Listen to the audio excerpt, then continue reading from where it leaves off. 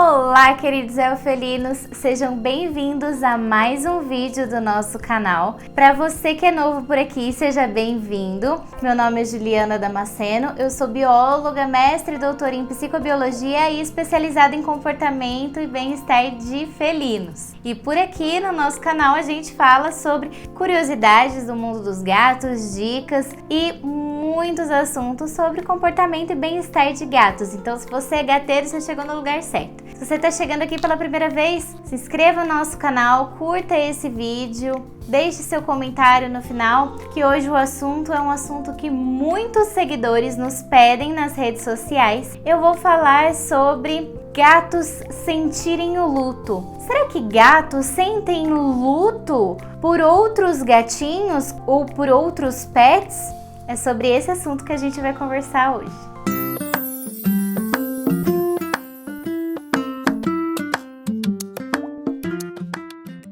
Já respondo logo de cara que sim, gatos podem sentir luto sim. Já é comprovado cientificamente há muitos anos que gatos possuem diversas emoções. Apesar dos gatos terem uma origem ancestral solitária, eles podem formar grupos sociais e eles exibem comportamentos sociais afiliativos, que são comportamentos que significam que eles têm uma relação positiva. Então, por exemplo, um gato quando ele esfrega o corpinho no outro, quando um gato lambe o outro, ou deita pertinho, ou brincam socialmente, né? Às vezes de lutinha, de pega-pega, quando é positivo, é claro, né, pessoal? São alguns tipos de comportamentos que caracterizam que esses gatos se consideram do mesmo grupo social e que eles têm um vínculo afetivo.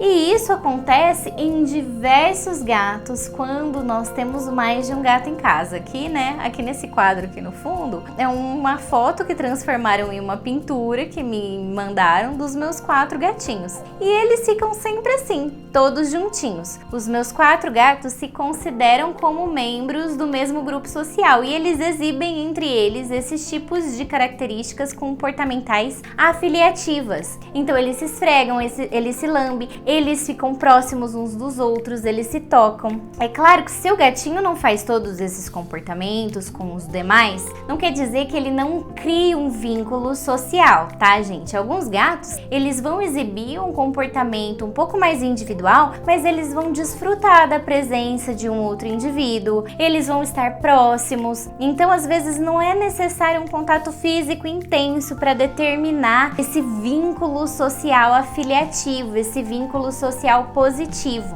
tá? Então, como os gatos, eles formam esses grupos sociais e eles demonstram esses comportamentos afiliativos, eles vão sentir a perda de um membro importante desse grupo. Até estruturalmente falando, a importância que cada gato tem dentro daquele grupo social, o papel que aquele gato ocupa de referências, de repente, em relação aos demais gatos, vai influenciar na perda deste indivíduo. E sim, os gatos sentem falta desse indivíduo que se foi quando há esse vínculo social entre eles. Então, nós temos algumas evidências científicas de algumas pesquisas que foram embasadas em percepções de tutores de gatos e nós temos algumas investigações também já relacionadas aos tipos de comportamentos que alguns gatos passam, também baseados em relatos de tutores após a perda de algum gato da casa.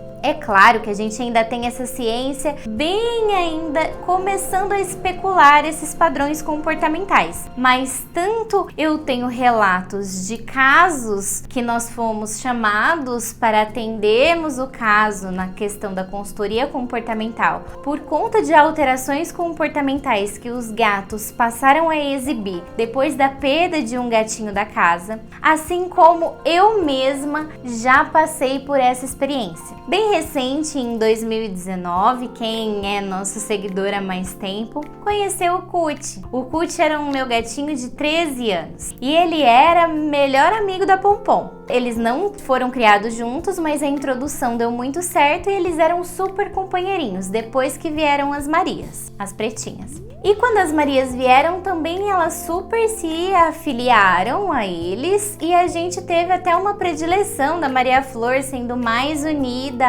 ao Cut e a Maria Vitória mais unida a Pompom. Em 2019, ali entre junho e julho, o Cut teve um problema no fígado e no pâncreas e foi muito rápido. Em 22 dias o meu gatinho ficou muito doente. A gente tentou todos os tratamentos possíveis, mas ele veio a falecer em um dos procedimentos ali para tentar fazer com que ele melhorasse. E o Cut ele já estava sendo cuidado, mesmo enfermo em casa, e tinha as idas e vindas de internação e hospitalização. E os gatos percebiam tudo isso acontecendo, né? Quando um gato fica doente, os outros já podem mudar os seus comportamentos. Então, o simples fato de um gato do grupo estar doente, suas características odoríferas se modificam, o seu comportamento se modifica e isso já pode influenciar diretamente no comportamento dos demais gatos. Então, os meus gatos já estavam sentindo. Quando eu retornei sem o Cut na caixinha, os três vieram, né? As três meninas vieram, olharam a caixinha vazia, sentiram o cheirinho dele na caixinha e automaticamente o comportamento das três já se mudou. A Pompom foi deitar na cama onde o Cut tinha passado a noite toda e ela não estava suportando o cheiro dele de doente. Há muito tempo ela não chegava perto dele.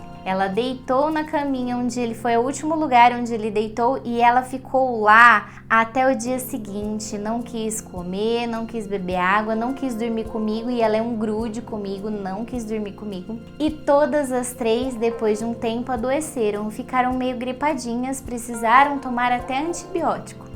Todas ficaram mais apáticas, todas ficaram mais reclusas. Então nós tivemos, né, eu tenho uma experiência recente para contar de observação do luto das minhas três gatas, juntamente com o meu luto, claro. O Cut foi o meu primeiro gatinho resgatado, o primeiro gatinho que eu trouxe para casa. Ele era um príncipe. É muito triste falar dessa história, mas é uma coisa que já passou, né? Ele tá aqui no meu coração para todo sempre. Vai ser sempre muito bem lembrado, muito amado. Então as minhas três gatinhas passaram por essa fase de luto. E de acordo com uma pesquisadora que estudou as características do luto dos gatos, uma pesquisadora que trabalha com comportamento felino, que se chama Vicky House, ela identificou 3 tipos de fases do luto dos gatos, que ela mais ou menos ali na pesquisa que ela fez, ela identificou que a maioria dos gatos passam. E isso também há relatos na minha experiência com os clientes que aconteceram. Então, de acordo com ela, a primeira fase do luto, o gato pode apresentar alterações comportamentais relacionadas à agitação. Então, ele pode aumentar a vocalização, ele pode começar a andar de um lado para o outro ou fazer outros tipos de comportamentos repetitivos e ficar buscando este outro indivíduo pela casa, e ele pode fazer isso vocalizando ou não. Isso é bem comum de acontecer com os gatos nessa fase do luto. Depois dessa fase, aparece uma fase mais passiva, uma fase mais inativa. O gatinho pode passar a ficar mais recluso, ele pode diminuir muito a sua intensidade de atividade, a sua frequência, a sua intensidade de atividade. Ele pode chegar até alterar a questão do apetite, e nessa fase o sinal de alerta precisa ficar ligado, porque as condições imunológicas do gato, por esse estresse de perda, podem afetar a condição física dele e ele pode chegar a adoecer, como aconteceu com as minhas meninas. Então é importante ficar de olho e ter um apoio de um veterinário caso esses tipos de comportamento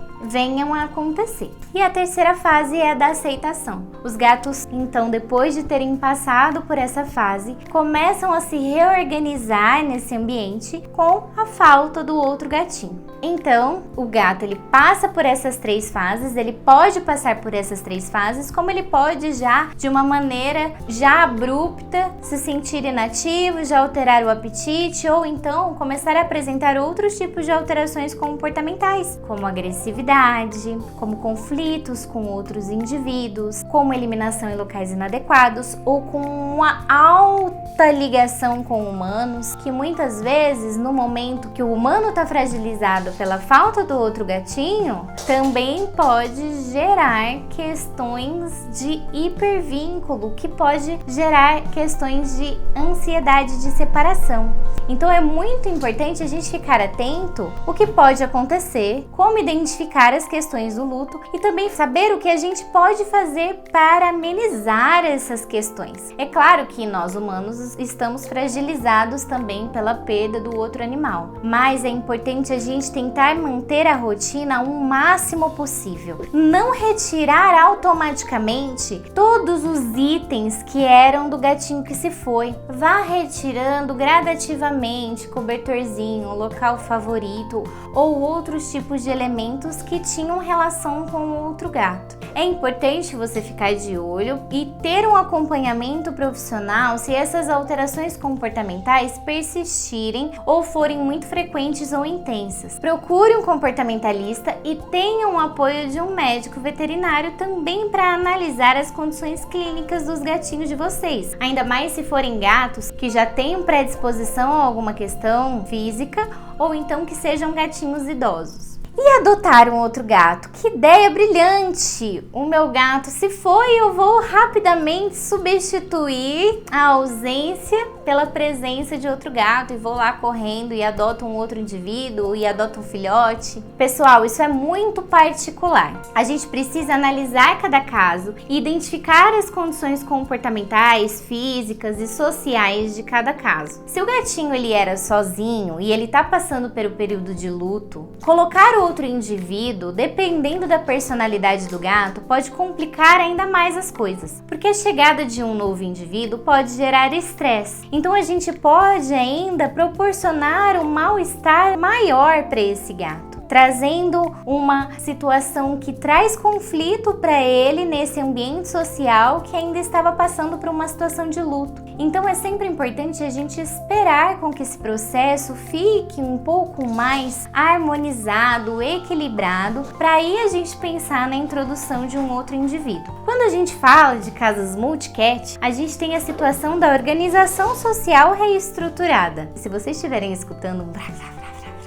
atrás do vídeo, é porque eu tô gravando o vídeo à noite e agora deu o horário de atividade dos meus gatos, então eles estão brincando de pega-pega entre eles. Que eles têm comportamentos sociais afiliativos, como eu disse. Então tá bom pra um raio de sol brincando de pega-pega. E foi aí que chegou o raio de sol, pessoal. O raio de sol, que é esse amarelinho, foi o último introduzido. E ele foi um gatinho que eu introduzi depois de quase um ano da partida do Cut. Então vários meses se passaram para aí eu pensar em introduzir um novo gato. E aí, como toda adaptação, como toda introdução de um novo indivíduo, ela deve ser feita de maneira gradual. Aqui no canal eu tenho um vídeo dando 5 dicas de como realizar essa introdução. E aí eu fiz a introdução de uma maneira, né, depois que todo mundo já tinha se tratado, tava todo mundo bem, depois que tava todo mundo reorganizado socialmente, todo mundo tinha passado pela fase de luto, inclusive eu, aí a gente introduziu o raio de sol. Então é importante a gente avaliar cada caso e também, às vezes, a saída de um indivíduo que tinha um papel ali importante, ou um papel naquela estrutura social que tinha mais territorialismo, por exemplo, a gente pode ter conflitos entre os demais gatos acontecendo. A gente precisa muitas vezes harmonizar a situação social que existe agora na casa. Então cada caso é um caso. Então uma maneira da gente amenizar é a gente tentar olhar para essa situação que está acontecendo tudo, ter um acompanhamento profissional se possível, evitar fazer muitos agrados e se apegar demais no gato, tentar suprir a falta,